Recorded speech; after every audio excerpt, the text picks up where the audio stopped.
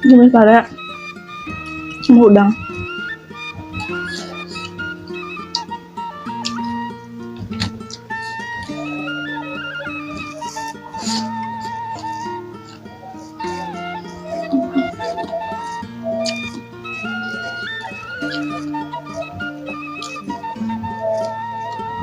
Jadi khas makan makanan Sunda masakannya tumis.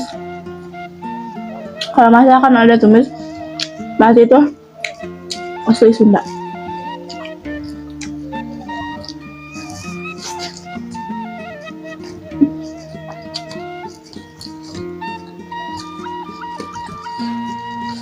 Sudah kesambah, bener-bener juara.